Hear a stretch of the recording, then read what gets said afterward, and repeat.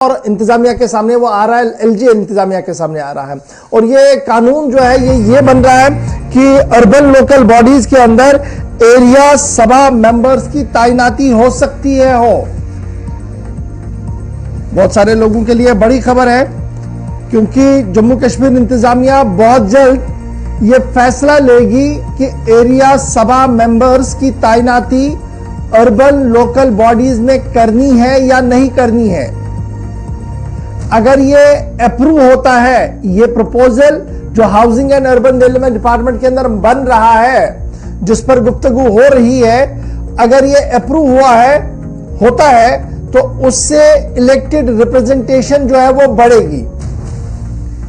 Area सभा members की तैनाती को लेकर इंतजामिया कमर कस रही है और बहुत जल्द इस सिलसिले में हतमी फैसला लेफ्टिनेंट गवर्नर की तरफ से लिया जाएगा।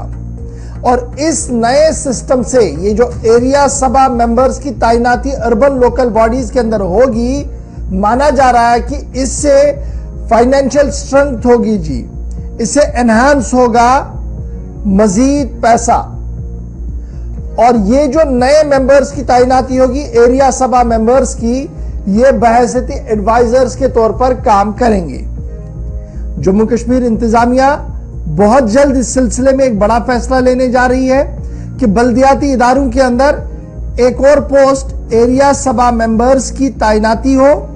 और ये एरिया सभा मेंबर जो है हर कॉरपोरेशन के अंदर कॉरपोरेटर, काउंसलर के या म्युनिसिपल कमेटी के अंदर जो है वो तैनाती होगी।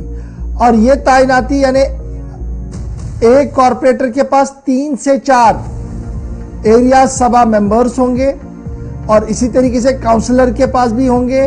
और तो डायरेक्टली जब काउंसिल के अंदर होंगे तो म्युनिसिपल कमिटीज और म्युनिसिपल काउंसिल्स के अंदर ये एरिया सभा मेंबर्स की तैनाती के हवाले से बात सामने आ रही है। और जहां पर वोट शेयर कम होगा यानी एरिया कम होगा, वहां 4 से घटाकर 2 करने की बातें भी सामने रखी जा रही है। मसौदा कानून तहरीर किया जा रहा है। डिसीजन जो है वो पहले housing and urban development department की तरफ से लिया जाएगा, अभी वहां पर मसौदा कानून बन रहा है। उसके फौरन बाद ये मसौदा कानून जब urban and housing and urban development department की तरफ से मुकम्मल हो जाएगा, उसके बाद हतमी फरिस्त के लिए, हतमी शक्ल के लिए, हतमी ऑर्डर के लिए लेफ्टिनेंट गवर्नर के पास भेजा जाएगा, जहां से इसको अप्रूवल मिलेगा।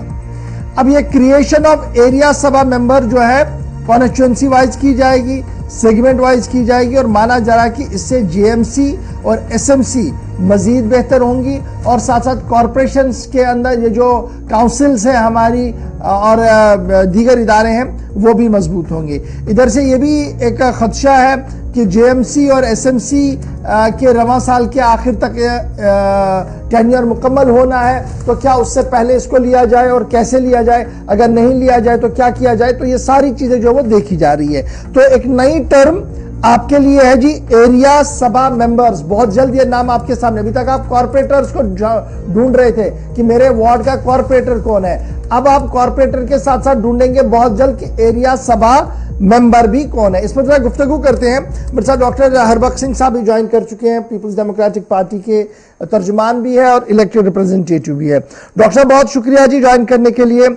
अर्बन लोकल बॉडीज की बात करते हैं, बल्दियाती इदारों की बात करते हैं, तो हुकूमत की तरजीह ये है कि बल्दियाती इदारों को मजबूत किया जाए, बल्दियाती इदारों के अंदर जो खामियां हैं उन्हें दूर किया जाए। लगातार लेफ्टिनेंट गवर्नर साहब और उनकी इंतजामिया के बड़े अफसर लगातार ये बोल रहे हैं। इदारों के अंदर काम करने वाले इलेक्टेड रिप्रेजेंटेटिव्स की अपनी एक कहानी है कि जनाब कानून और आईन में जो कुछ तहरीर है, अगर वो लेटर एंड स्पिरिट आता है तो बहुत सारी तब्दीलियां होंगी। कुछ लोग खुश हैं, कुछ लोग नाखुश हैं। लेकिन इस बीच जो खबर हम डेवलप कर रहे हैं वो ये है कि एरिया सभा मेंबर्स की तैनाती होगी और ये बल्दियाती इदारों के अंदर होगी। किस तरीके से इस मसवदे को देख रहे हैं आप, जो बन रहा है इस वक्त और बहुत जल्द एक कानून की शक्ल में हमारे सामने हो सकता है? वो इशफाक साहब शुक्रिया। इशफाक साहब, जो मैंने भी न्यूज पढ़ी, जिस तरह न्यूज फ्लोट हो रही है काफी जगहों से, ये एरिया सभा मैनेजर के लिए एक प्रपोजल बनाया जा रहा है।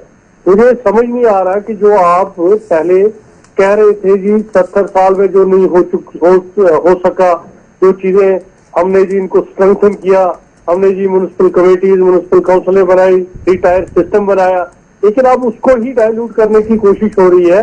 आप श्रीनगर म्यूनिसिपैलिटी की बात ले लीजिए, कोई 76 के करीब कॉर्पोरेटर्स हैं। तो अगर आप देख लीजिए कि पहले इनका जो जब भी बात होती है कि भाई जो इनके पर्क्स है, इनके रहने का है, उसमें भी पूरी इंतजामिया नाकाम है। वो कहते हैं जी हम इसमें कोई कॉन्स्टिट्यूशन में बदलाव नहीं ला सकते। लेकिन जो ये और क्रिएशन कर रहे हैं तो इनको भी कुछ ना कुछ पर्क्स देने पड़ेंगे, और ये जो सारे लोग होंगे ये भी वल्नरेबल होंगे, इनको भी पीएसओ चाहिए, इनको भी कमरे चाहिए। तो ये जो क्रिएट कर रहे हैं, जो एक सिस्टम को क्रिएट किया जा रहा है, जो ऑलरेडी एग्जिस्टिंग सिस्टम है, इसको डाइल्यूट कर रहे हो आप, न कि स्ट्रेंथन हो रहा है। ये कहां से स्ट्रेंथन हो रहा है जब आप एक आदमी के नीचे और 4 आदमी खड़े कर दोगे, और वो भी 1000 वोट पे डायरेक्ट इलेक्शन करवाओगे। इतना इस चक्कर पे फर्क, ये कहते हैं हमने बड़े फंड कहां से बढ़ेंगे, वो तो एग्जिस्टिंग सिस्टम में है। आपने तो कोई इसमें नया जो बजट इस साल का आया उसमें कोई एक्स्ट्रा बजट हमारा यूएलबी के लिए नहीं आया या काउंसिलर के लिए नहीं आया। तो ये एक डाइवर्ट करने की कोशिश हो रही है, जो हमारी बार बार हमारी पार्टी से, चाहे आप ट्वीट देखें, चाहे हमारे प्रेसिडेंट साहबा का बयान देखिए, कि उन्होंने एक लेबोरेटरी बना के रखा है जम्मू कश्मीर को, और इस लेबोरेटरी में टेस्ट पे टेस्ट किए जा रहे हैं कि कहीं से ये ठीक हो जाए।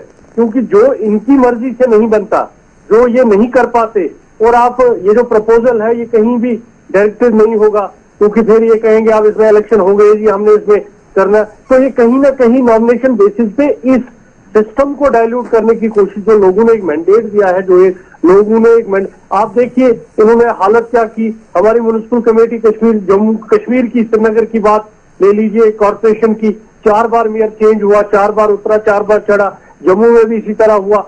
तो ये कहीं भी जो सिस्टम है ना, सिस्टम को अगर आप स्ट्रेंथन कर रहे हैं, जो एग्जिस्टिंग सिस्टम है, जो अब समझ आया, जैसे 3 साल 4 साल हो गए, अब ये मेयर बना था या डिप्टी मेयर बना था, म्युनिसिपल कमेटीज बना था, अब इन लोगों को थोड़ा सा समझ आया था हमने क्या करना है। डॉक्टर साहब, मैं जरा ज़िम्नन एक चीज जानना चाहूंगा, आपका मानना है कि ये जी अभी ये एक तरह की बैकडोर अपॉइंटमेंट्स होंगी जो कॉरपोरेशन के अंदर करवाई जाएंगी, काउंसिल्स के अंदर करवाई जाएंगी, दरअसल एक अपने मंजूर नजर अफराद की रिहेबिलिटेशन का सिलसिला होगा? मैं अंदाजों में ये समझ पाया हूं आपका। नंबर 1। नंबर 2, ये तनकीद बराए तनकीद है या तनकीद बराए तामीर है? तनकीद बराए तामीर। अगर आप एग्जिस्टिंग सिस्टम को अच्छी तरह से एम्पावर करते हो तो आपको इसके फ्रूट्स निकलेंगे, रिजल्ट्स निकलेंगे। अब तो एडमिनिस्ट्रेशन ने, ब्यूरोक्रेसी ने भी इस सिस्टम को एक्सेप्ट कर लिया, उनको पता लग गई कि रियलिटी है, PRI एक्ट हो या ULB एक्ट हो, ये आप एक रियलिटी है। जब हम नए सिस्टम को इंट्रोड्यूस करेंगे तो हमारे अफसर फिर कहेंगे ये जी नई दुल्हन है, इसको भी सजने में टाइम लगेगा। जैसे काउंसिलों की बात होती है, जब भी हम मीटिंग में बैठते हैं तो हमारे अफसरों का ये होता है, देखो जी नया सिस्टम है, नई दुल्हन है, इसको समझ। तो फिर इस नई दुल्हन को और समझने का टाइम लगेगा, और जो जहां हम किसी पॉइंट पे किसी जगह पहुंचे हैं, हमने कहीं सिस्टम को समझा है, उसको फिर डिरेल करेंगे।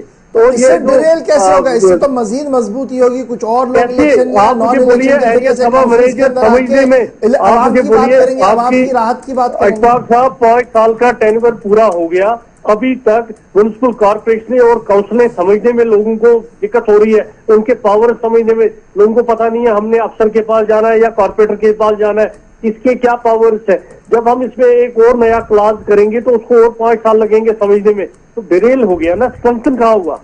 तो क्या मैं ये समझूं, आप ये मान रहे कि जनाब इस टेन्योर को मुकम्मल होने दीजिए, नए टेन्योर में इलेक्शन जो है, तो आप इन लोगों के भी इलेक्शन करवाइए, कॉर्पोरेटर्स के भी इलेक्शन करवा दीजिए। वो तो इलेक्शन होने हैं, लेकिन जब आप इसको डाइल्यूट कर रहे हो, आदमी के पीछे आदमी, आप मुझे बोलिए, वहां से इकोनॉमिक क्रंच की बात हो रही है, वहां से अगर हम आज की डेट में सिक्योरिटी सिनेरियो को देखेंगे तो ये 400, 500 या 2000 या 5000 लोग आएंगे, तो आगे 5000 PSO देना है, 5000 कमरे देने हैं। तो ये हमारा टैक्स का पैसा है, ये हमारे बजट का पैसा है, जिसको आप डाइवर्ट कर रहे हो जानबूझ के, जिसमें कोई इनपुट नहीं निकल रहा है। जितने ऑलरेडी एग्जिस्टिंग आदमी है उनको भी आपने कमरों में बिठा के रखा है, बात तो हो गया ये। अच्छा डॉक्टर साहब, फटाफट से एक चीज मुझे बताइएगा, क्या कानून में या आईन में, जो मुल्क की सतह पर आईन है, उसमें इस तरीके का कोई प्रोविजन है कि एरिया सभा मेंबर्स नॉमिनेट हो जाए? अशफाक साहब बोल रहा हूँ, ये सारी एक्सपेरिमेंटें यहाँ कर रहे हैं, ऐसा कोई क्लॉज ULB में नहीं है, ना PRI में है। ये जो क्रिएशन खुद कर रहे हैं और एडमिनिस्ट्रेटिव काउंसिल फैसले ले रही है, एक गवर्नर साहब और उसका एक एडवाइजर, ये सारा सिस्टम देख रहा है। आप देख लीजिए, जहां 25 से 30 मिनिस्टरों की एक कैबिनेट और 90 लोगों का एक लेजिस्लेशन होता था, फिर उसके बाद अपर हाउस होता था, ये बिलें पास होती थी, ये लोगों के डोमेन में रखा जाता था। एटलीस्ट अगर लोगों के डोमेन पे रखा जाए। मैं जरा आपको भी रेक्टिफाई कर दूं, ये जो कानून है हमारे मुल्की सत्ता पर हो सकता है उसकी रेक्टिफिकेशन आपके सेक्शन 39B, डॉक्टर साहब एक minute, section 39B constitution of एरिया सभाज, ये मैं देख रहा हूं गवर्नमेंट ऑफ इंडिया का एक्ट है जी, इसमें बड़ी चीजें प्रिस्क्राइब की गई है, म्युनिसिपल काउंसिल, म्युनिसिपल कमेटियां और किस तरीके से ये सारी चीजें चलेंगी। तो क्या मैं ये मानूं कि इसको इनकॉर्पोरेट किया गया जम्मू कश्मीर के अंदर भी, और ये एरिया समाज इस कानून के तहत बन रही है? जो मुल्क का एक्ट है, जो लेजिस्लेचर आपके पास होना चाहिए, जो आपके पास लेजिस्लेटिव असेंबली होनी चाहिए, उस पे कहीं बात की, उस पे कभी इन्होंने इंप्लीमेंट किया? जो बाकी कानून लागू करने हैं वो कभी किए? जो हमारे एम्प्लॉयमेंट का है वो कहीं पर इशू है? आप एक ही चीज मैं आपको कह रहा हूं ना, जो क्लास इनको समझ आता है खुद को, जिसमें इनका गेन है, वो क्लास उठा के ये इनकॉर्पोरेट करते हैं।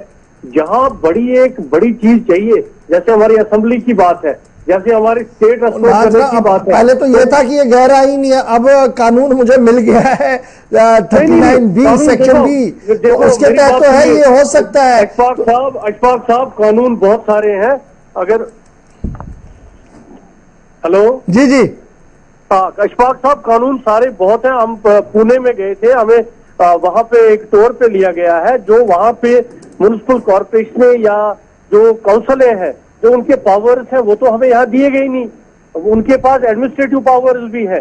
जब मैं कहता हूँ एग्जिस्टिंग सिस्टम को ठीक करें, फिर इनकॉर्पोरेट करें जो जो कानून है, लेकिन जो आपके पास एग्जिस्टिंग ढांचा है, जो काम कर रहा है, उसको स्ट्रेंथ कीजिए। आप आज कॉर्पोरेटर उसको पूछिए, आज आप म्युनिसिपल काउंसिलों को पूछिए कि उनको कितने इख्तियारात हैं, उनको और एम्पावर कीजिए, फिर आपने कोई कानून और लाना है। लेकिन जो एग्जिस्टिंग सिस्टम है, जब उसको आप बार बार कहते हैं मीटिंगों में, ये नई दुल्हन है, इसको समझने में टाइम लगेगा, तो आप एक और शादी कर रहे हैं। बहुत शुक्रिया जी डॉक्टर साहब ज्वाइन करने के लिए। फिलहाल एरिया सभा मेंबर्स की तैनाती होगी, मसवदा कानून तहरीर किया जा रहा है, एडमिनिस्ट्रेटिव अप्रूवल के पास लेफ्टिनेंट गवर्नर साहब के पास जाएगा, लेकिन मुल्की सतह पर सेक्शन 39B जो है उसमें बाज़ाब्ता तौर पर कॉन्स्टिट्यूशन ऑफ एरिया सबाज का कॉन्सेप्ट है, और क्लास 1, 2, 3, 4, 5, 6, 5 और फिर सब सेक्शन 5 की भी है 5, और फिर सब सेक्शन 6 के अंदर 7, 8 के अंदर पूरी डिटेल्स लिखी है कि किस तरीके से इन्हें काम करना है। एज एडवाइजर्स के तौर पर इन्हें लिया जा सकता है,